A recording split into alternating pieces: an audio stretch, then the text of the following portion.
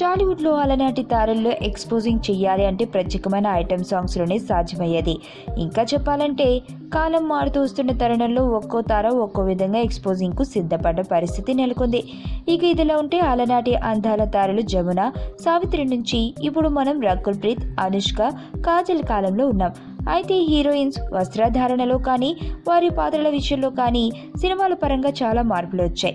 ఇక 100లో ఒకరు ఎక్స్పోజింగ్ కు దూరంగా ఉంటున్నారే కానీ మిగిలిన వారందరూ మాత్రం ఎక్స్పోజింగ్ చేసేందుకు రెడీ అంటున్నారు.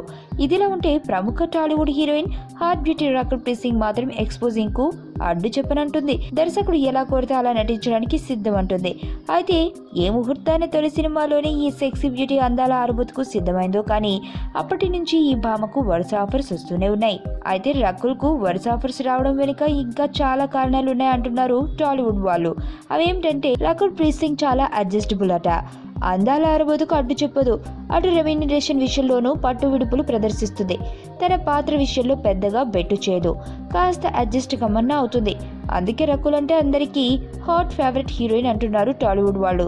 ఈ కారణాల వల్లనే చెర్రీ తన రకుల్తో తన తొలి సినిమా బ్రూస్లీ డిజాస్టర్ అయినా వెంటనే ధృవాలో మళ్ళీ రకుల్కి అవకాశం ఇచ్చాడు. ఇలా మొత్తానికి అందరికీ హాట్ ఫేవరెట్గా మారిపోయింది ఈ సెక్సీ బ్యూటీ.